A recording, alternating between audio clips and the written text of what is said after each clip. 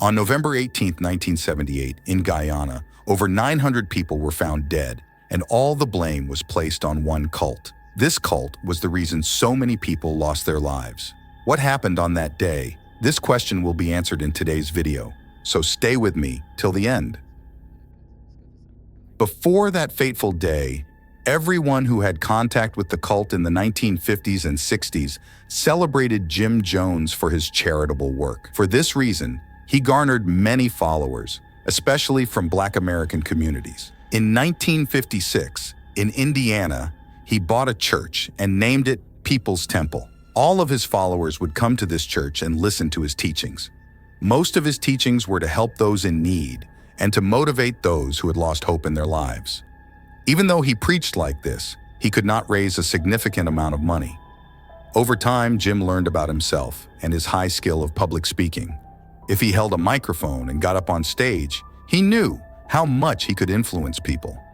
One day, he suddenly thought he should raise money, but not in the traditional ways. He developed his own way and decided to pursue it.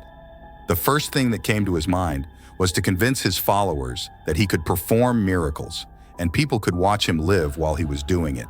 Especially if someone came to him with a cancer disease, he promised them to drag out the cancer by himself and started his campaign. And when people came to his show, as you can see in this photo, he inserted his hand into the patient and pretended to drag something out of them and pull some meat from them. Even if there was meat, it wasn't human but chicken. And after he pulled it, he showed it to his followers, and his followers' reactions were of shock and amazement. After his first show, his plans worked and money began to pour in. And in this experiment, Jim Jones knew he could do to his followers whatever he wanted them to do. The same reason, he became corrupt and overused his power until he became out of touch with reality. For example, whenever he thought or spoke that was out of line, nobody would dare to challenge or give him opinions. And quite the contrary, his followers began to accept and clap for whatever he said and support him. Over time, this man's cult became popular, which led to more people joining him. At the same time, a small proportion of people, after they joined and saw what he was teaching, began to realize that those who follow him are gullible, and Jim Jones himself is a lunatic. Whoever follows him is putting himself in danger. After they told the media what was happening in his church, people started to learn that what was happening in People's Temple was a scam, and Jim Jones was a leader of a dangerous cult. It started to surface in the news that Jim Jones scammed money from his followers, punished them, and made them a joke. When he learned this, he quickly migrated from the USA to Guyana in South America. However, he didn't go by himself. Instead, he took those who followed him dearly. When their foot stepped on this country, they settled in a countryside known as Jonestown. And surely their life was hell for the first time. For example, they worked for over 10 hours. Food and water were so limited because they settled far from the town and wanted for no one to locate them. When they wanted to talk to each other, they had a radio, which didn't work for most of the time. Long story short, nobody could reach them. And when they finished the 10-hour work, they went to the hall built for preaching and had the obligation to learn what he taught. His teachings included that whoever wanted to leave this cult should be punished and be an example for the rest. And even if someone tried to get out of the line he created, they would get severe punishment. For example, they could find themselves imprisoned in a coffin or would get thrown in the well down for several days. It's true, Jim Jones by now acted like a lunatic. However, one day he got sick and started to get medication, which made him even more of a lunatic, let alone teaching them after work. He started to preach from dawn to dusk for days.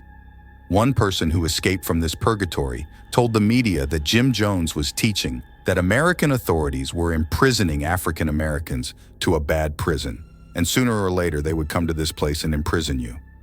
As I told you earlier, the majority of Jim Jones's followers were African Americans, and when they heard this news, they got scared.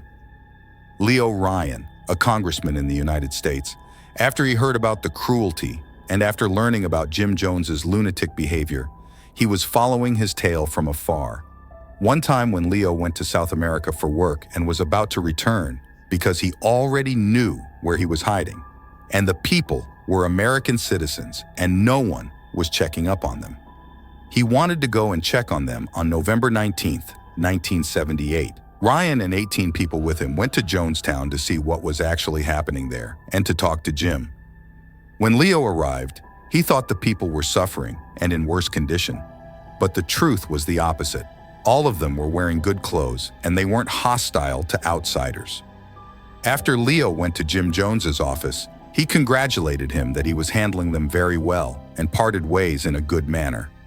However, as I told earlier, Jim Jones was not mentally stable and thought Leo, the congressman, was sent from authorities to take his followers to prison, so he planned something.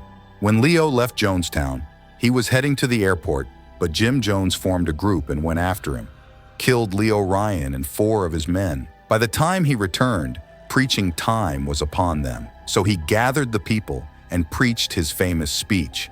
And this speech later got a nickname of Death Tape. The first thing he said was, "For you to live a better life, I did my best."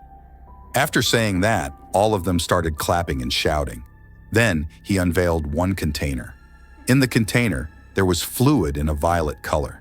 Beside the container, there were 900 small cups. Now, the day is November 19th, 1978, which means Leo Ryan, the congressman, died the last day.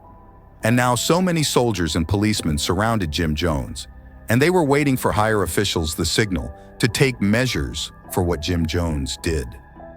After closing to the camp, soldiers were expecting to hear voices of the people that resided there. But what was happening was the opposite.